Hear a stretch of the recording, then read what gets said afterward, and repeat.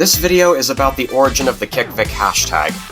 I talked about this in a previous video, but I decided to make a shorter version of it for those who don't have time to watch my longer video, or maybe they want to have a better understanding of the Vic Mignogna controversy one step at a time.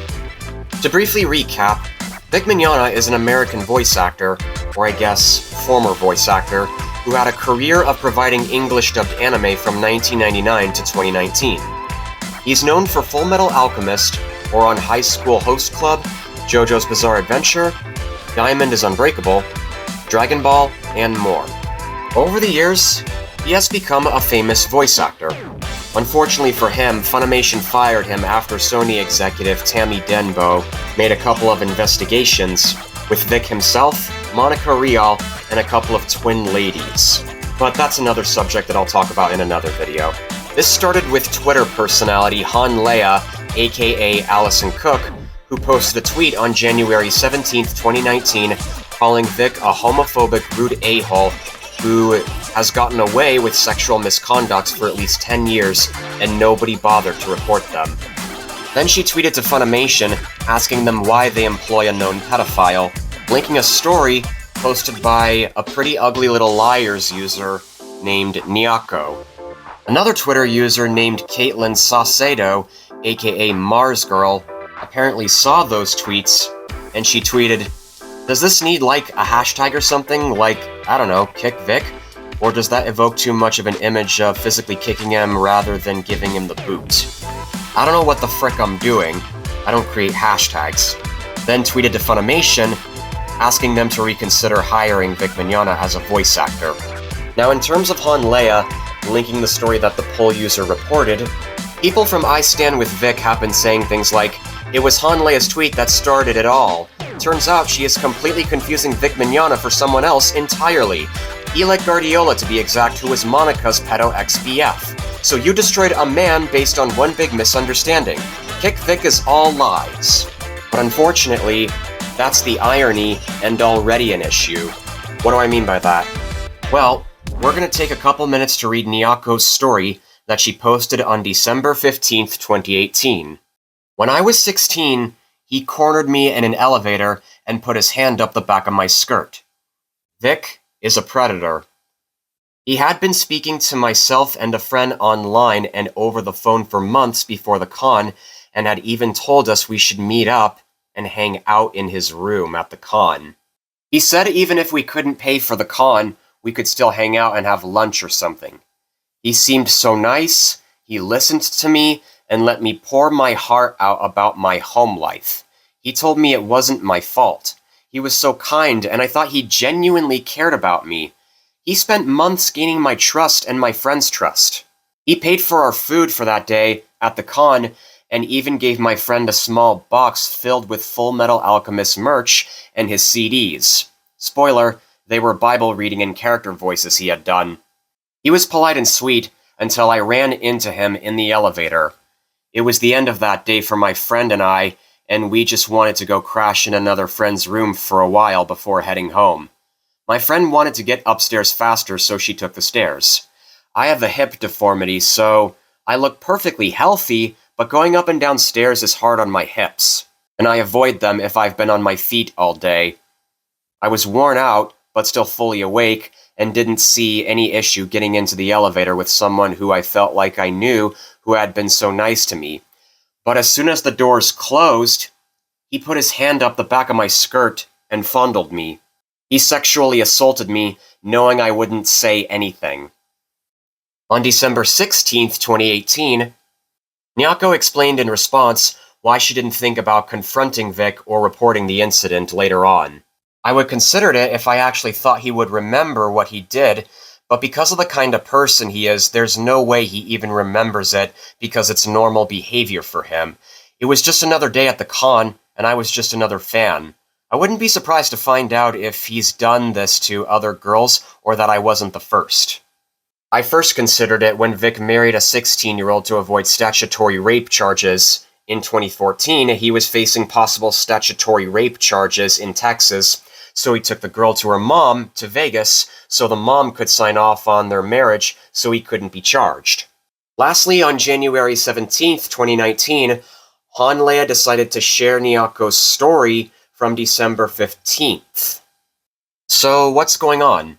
The allegation Nyahko reported was totally about Vic, no matter how you look at it or whether it's true or false. Not only was she describing her first-hand encounter with Vic, but she also said he gave her merch from Full Metal Alchemist, an anime where Vic Mignogna himself starred as the protagonist, Edward Elric. Not to mention, CDs of Bible reads in character. Nyahko doesn't care if you believe her or not.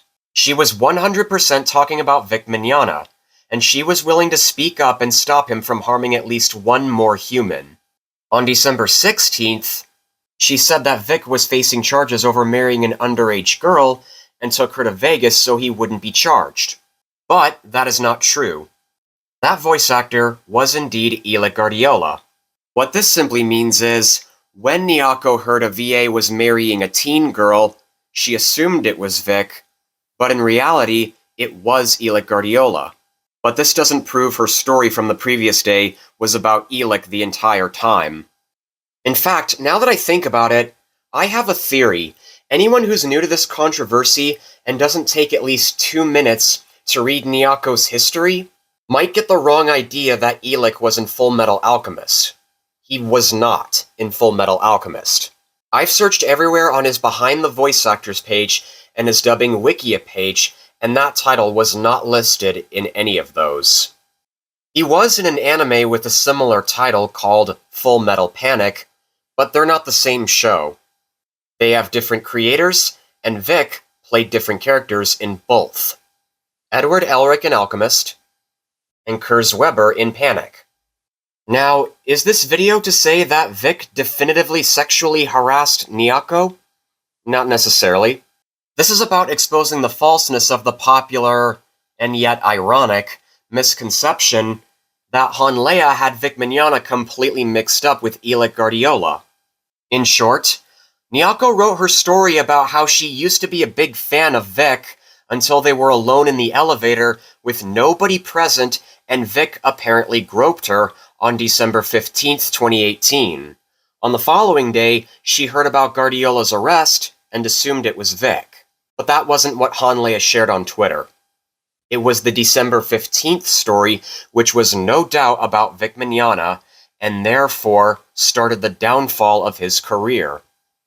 Unfortunately, many emotionally driven YouTubers and social media personalities took to the internet, condoning the misconception anyway. Regarding the allegation of being a known pedophile, the poll user was actually referring to a story of a voice actor avoiding charges of statutory rape by eloping with his 16-year-old girlfriend in Las Vegas with her mom's consent. That voice actor was Illich Guardiola, not Vic Mignogna.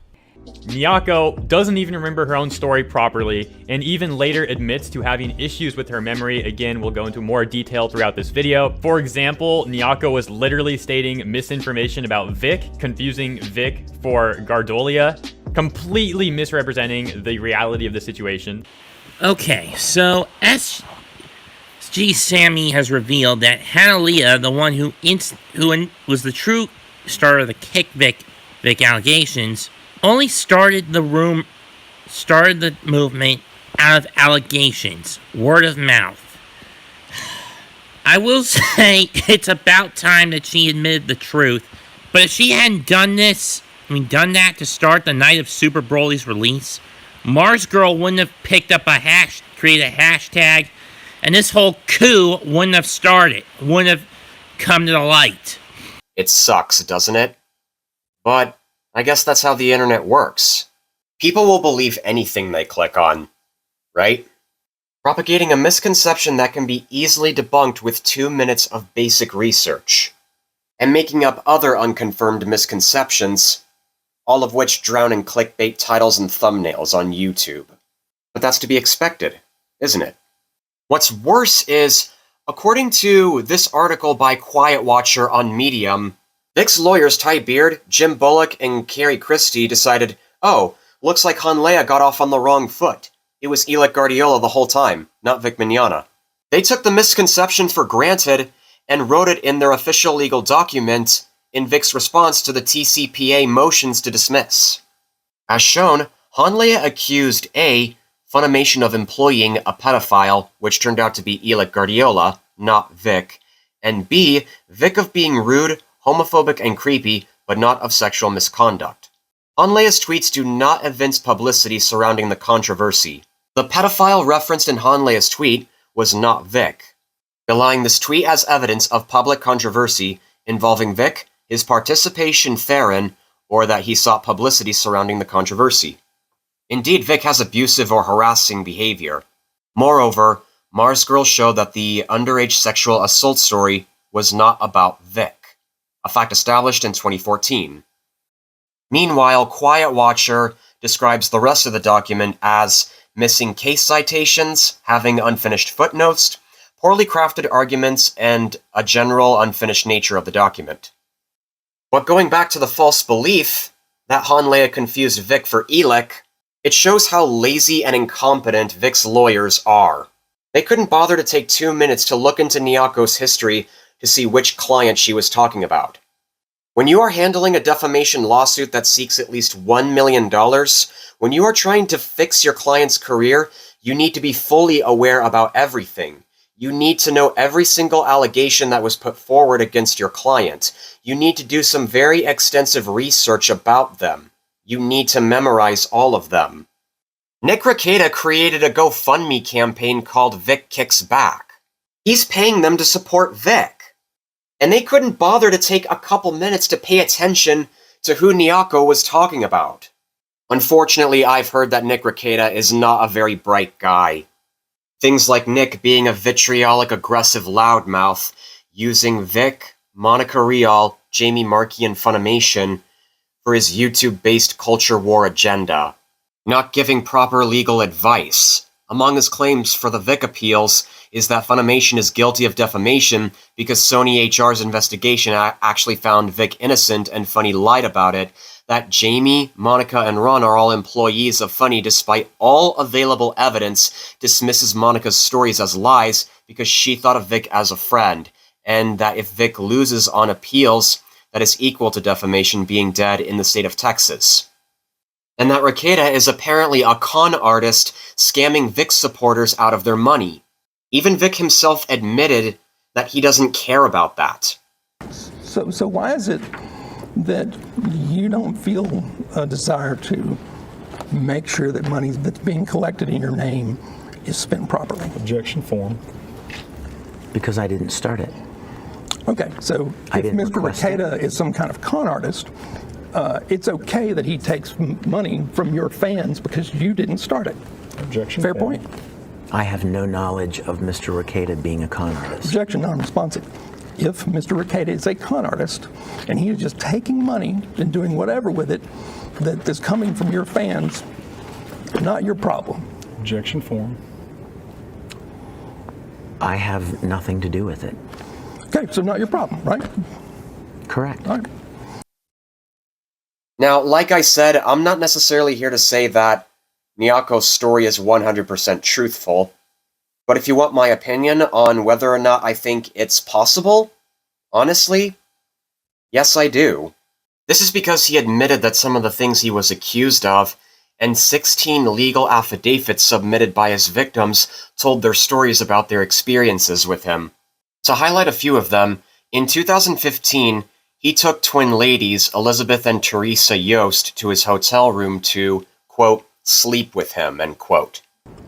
And what was your recollection that you relayed to Ms. Dimmock? My recollection was that I had seen these two ladies at multiple conventions, and I was under the very clear impression that they were interested or attracted to me. And they were very kind, attractive, friendly young ladies. And so after the fourth or fifth time that I saw them at an event, one night or one day, I don't remember when, I asked them if they wanted to come to my room. I invited them to my room. They came voluntarily. I let them in. One of them sat on the bed. The other one sat in a chair in the room, and I sat in another chair in the room. We made some small talk, and then they asked me why I invited them to my room. And I said, well, I was under the impression that there was a lot of mutual attraction going on here, and I thought maybe you might be interested in some kind of a sexual interaction. They told me they were not. I said, okay, and they left. He claimed that he wasn't being aggressive with them. They otherwise confirmed he was. The reason they weren't attracted to him and didn't want to sleep with him is because he was about the same age as their father. This probably means they looked at him like a type of a father figure until he started to make advances towards them. Then he threw a fit about their reason and tried to push them into thinking that age doesn't matter. Some studies say that a 30-year age gap relationship becomes more challenging and worrisome otherwise. They tried to warn him about the damage of cheating on his engagement to Michelle Specht and the consequences if she found out. But to him, she didn't matter just because of her lack of presence.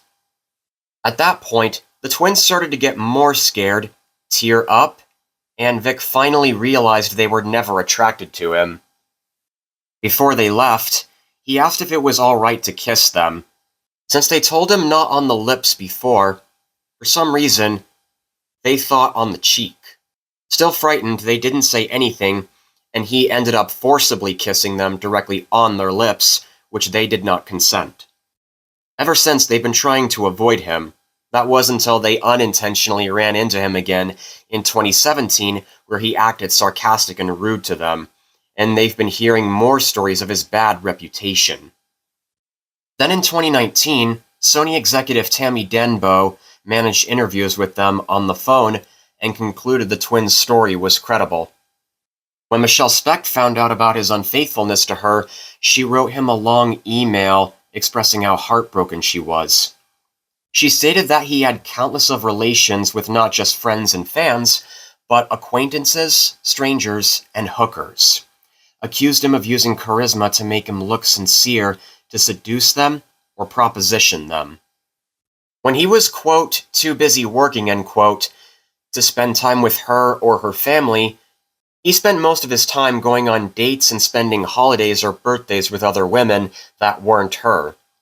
He apparently turned her concerns about flirting with others, which she observed and was told about, into opportunities to respond with such aggression and twist situations to make her look crazy. But he loved her, right? In his response to realizing the damage he did to her, he's pretty much confirming everything she said. Security officer John Prager states that Vic and Japanese musician Mari Ijima shared the same hotel room at TechoCon in 2010, and he kept stalking her. When she reported it to Jim Gogol, the CEO at the time, he and Prager decided to move her to a different room to keep Mignogna distant from her. He also reported that he saw him lash out at the staff and throw a fit at his guest handlers when he didn't get his way. According to Adam Sheehan, Mignogna lied about being close friends with Star Trek actor Will Shatner, which he apparently agreed with. Vic tried to be careful of how he acted around Sheehan because he knew if he behaved badly, he would report him to the higher-ups.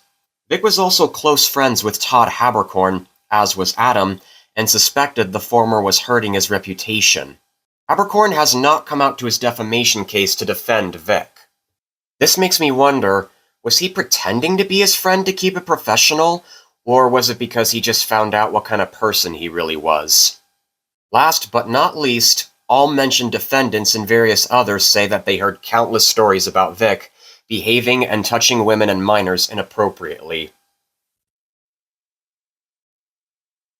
I mean, there are a lot more examples that I would like to talk about, but I'm going to leave it at here for now. Now, some of you are probably going to post a comment that shows this isn't good enough for you, but this is how a court of law works. When writing an affidavit, you are making a sworn statement that everything you're saying is fact. Your document has to be as accurate to your overall knowledge of something as possible. Otherwise, if you lie, you are intentionally submitting false evidence and committing the crime of perjury. Because of this, my question is, if the affidavits from his alleged victims are lies, then why weren't they charged? Why did Vic lose his own defamation case? If you want to understand this and why Funimation fired him, you're gonna have to stop taking every single word from Vic's mouth at face value, keep an open mind to listen to everybody else, and do more research on how a court of law works. To my knowledge, Vic lost because he could not provide any evidence that the accusations were 100% fake and hired the wrong lawyers.